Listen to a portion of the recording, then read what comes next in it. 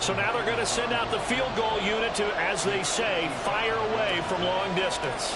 This officially a 55-yard attempt. And he has got it from 55 yards away. That was never in doubt. So he's been automatic to this point of the season, and he connects on the field goal there. And what a luxury it is to have a kicker you can depend upon, partner, because he hasn't missed all year long. Converts on that one as well. And kudos to you.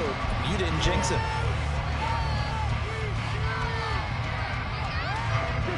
The Bengals drive about to get going. Well, partner, fast forward with me for a second. Remember, next week they have the open week, so they're going to get some extended rest. Does that change how they manage the rest of this one? I think it does a little bit, but not by too much, because you're right. You get the extra rest, you get a chance to heal up and kind of, do a little bit of a reset for this team. But it's also 7 extra days to think back to the last time you were on the field. So now, a little more importance on what they're getting done because they carry it with them for essentially 2 weeks. And he'll take this up to the 30, a gain of 4.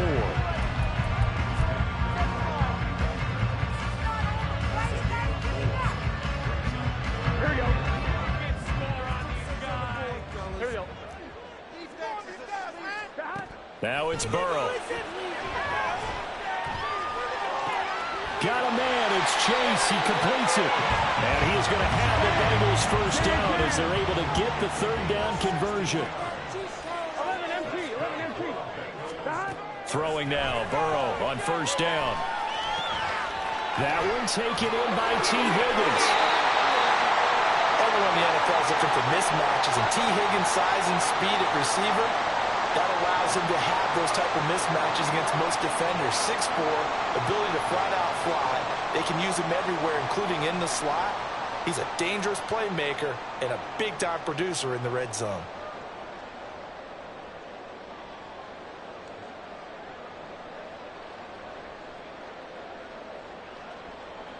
Here we go. This offense finding its legs now. Here's another 1st and 10.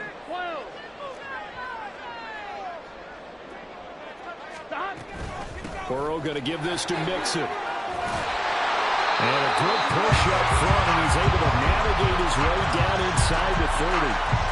49 yards rushing for him now, and he's carried the ball just 5 times. Well, he's broken off some big-time runs here in this first half.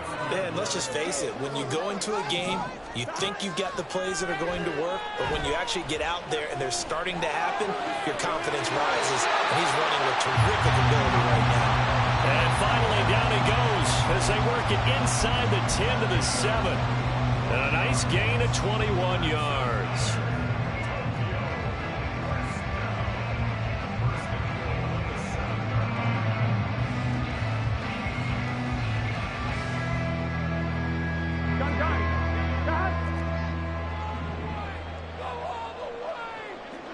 In motion left is Higgins. Gotta go. They'll give it to Mixon. And that'll move him a little closer as he takes it from the 7 down to the 4-yard line. That's good power football on 1st and goal. A lot of teams will throw from there, but that's a nice job to chew up a few more yards and get yourself closer to the goal line. 2nd and goal from inside the 5. 11 MT. Take. Mixon again. And good work there defensively as they're able to keep him out of the end zone. 3rd and goal now, mere inches from pay dirt. Mixon is into the end zone for a Bengal touchdown.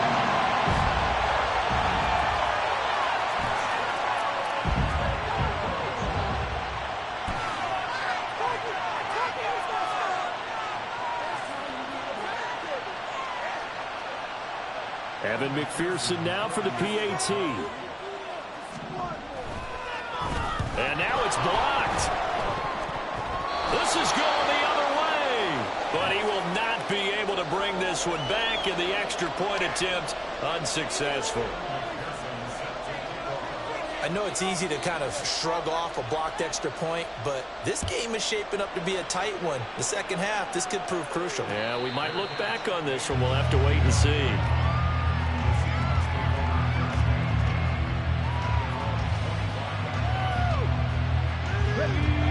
Coming to the line here to begin their next drive, the Seahawks offense. And this ball game, clearly the game of the year so far. It's not very often that you find two unbeaten teams playing each other this late in the season, but that's what we have here, two heavyweights in the NFL. You're right about that, and you think about recent memories, so let's take a little ginkgo right now and go down memory lane, right? 2007, 7-0 Colts, 8-0 Patriots. The Pats won 24-20. They ended up going 16-0 in the regular season before they lost in the Super Bowl against the Giants. How about 2015? 6-0 Broncos, 6-0 Packers. Denver won 29-10. And in 2020, Steelers and Titans were both 5-0. Pittsburgh won that one.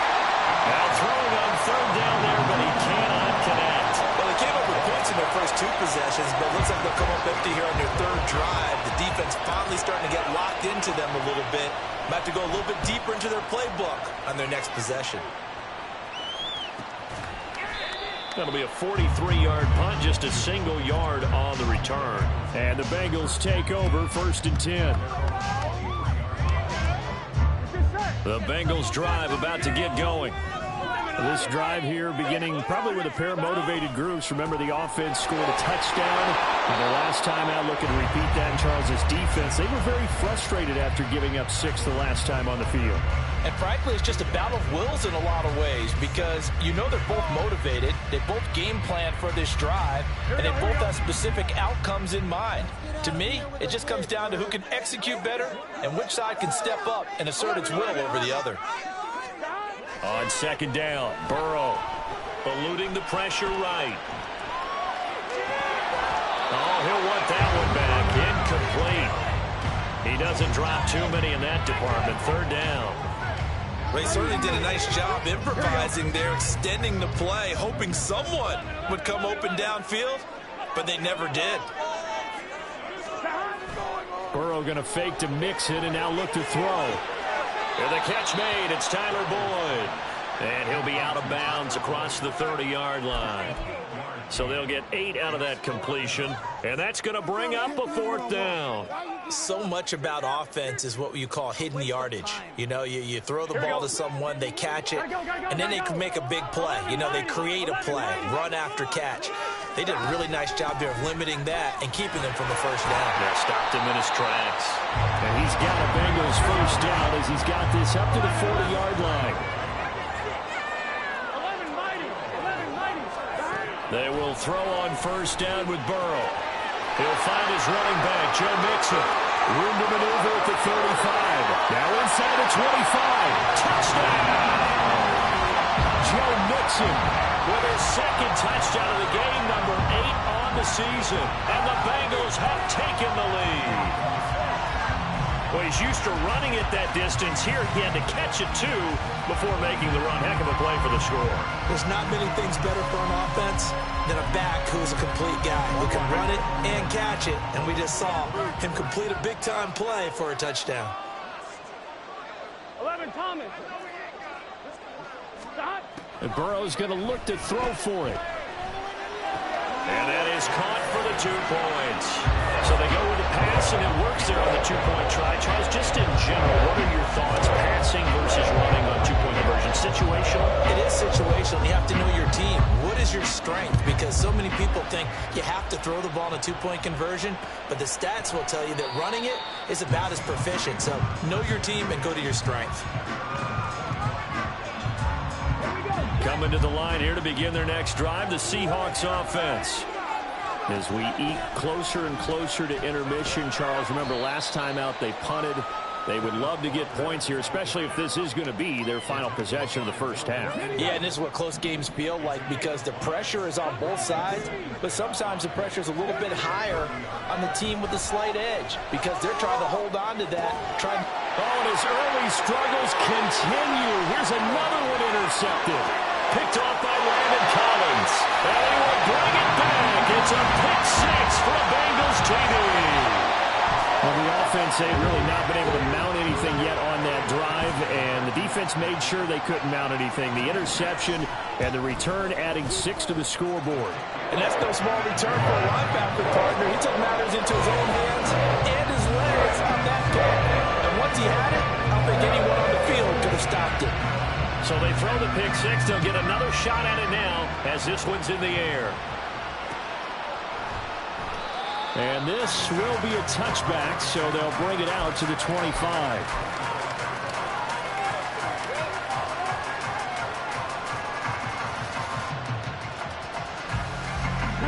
Coming to the line here to begin their next drive, the Seahawks offense.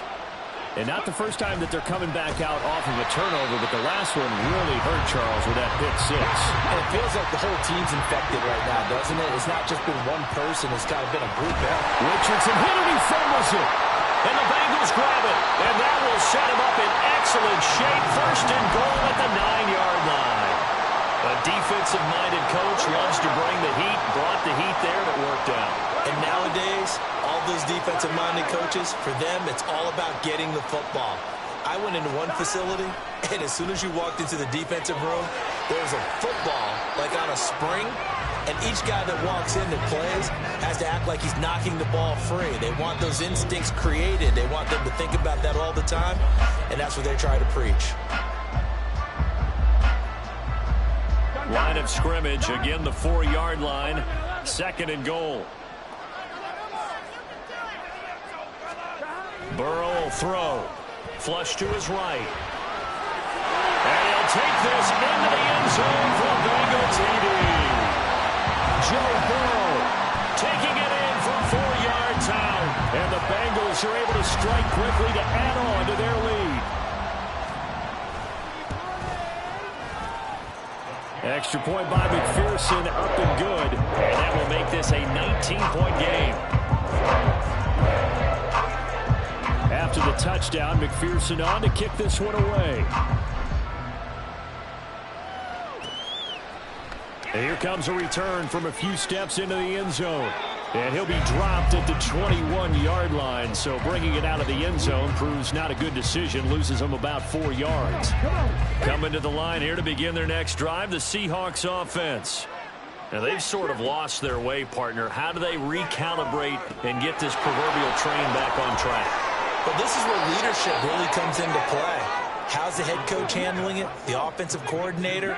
Sometimes they just make a joke. All right, guys, you had your fun? All right. Throw it out the window. Yeah, let's get back on track here. And sometimes that'll work just fine. I guess it's time now to lean on that. All right, rifles one, and that's going to be intercepted. Chidobe Awuzie with a pick. And the Bengals will take over possession here up at the 44. How big is that penalty? Wipe out the INT. You'd hate to be the teammate that caused that penalty and wiped out the interception. You got to face that guy in the locker room. Not a lot of fun for you, and you hurt your squad. First and 10. Here's Richardson with it. To the right side and complete to Metcalf. Now they got to get to the line quickly. Second down. Here's Richardson. He finds Smith-Njigba. He's got room to roam. And finally wrestled down at the 8-yard line. That one good for 37 yards. Now the Bengals going to use the first of their timeouts as they'll stop it with just over 40 seconds to go in the first half.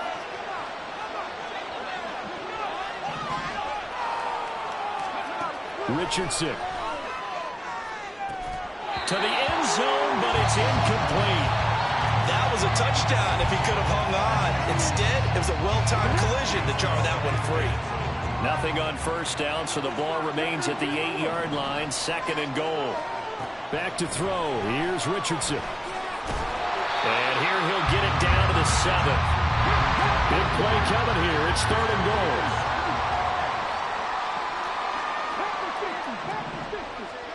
Richardson now on third and goal. And for the third time here in this half, it's intercepted. Picked by Logan Wilson. And the Bengals are going to take possession here at their own 3-yard line. And that felt like a little extra pressure on that third down attempt, and their mistake cost them points because they're inside the red zone. So you know you've got at least a field goal waiting for you. And in this case, they end up with nothing. The Bengals drive about to get going. And with 10 seconds left, not really enough time to put something together. And that is incomplete. Took a shot there on first down, but he couldn't reel it in. So after the incompletion on first, now second and 10. 11. Here's Burrow setting up to throw it. He gets this one to Boyd. And he's upended at the 6 as they double their room to maneuver on a pickup of 3. So 7 yards from the first down here as they come up to the line of scrimmage. So we reach halftime in what's been a fairly one-sided game so far. As we speak, as we are and off for the to call of Orlando the now second to half, check in with we get it Jonathan back out to Coachman Brandon and our Gutton EA and Sports Charles Davis. halftime report. Coach? All right, Coach, thanks very much. Fine work as always as we welcome you back for quarter number 3.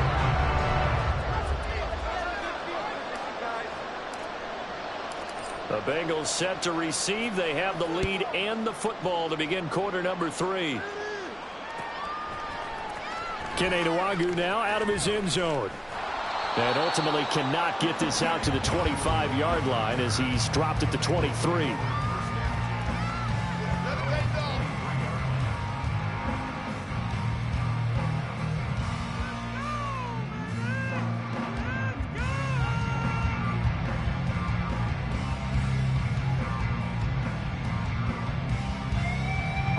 The Bengals drive about to get going.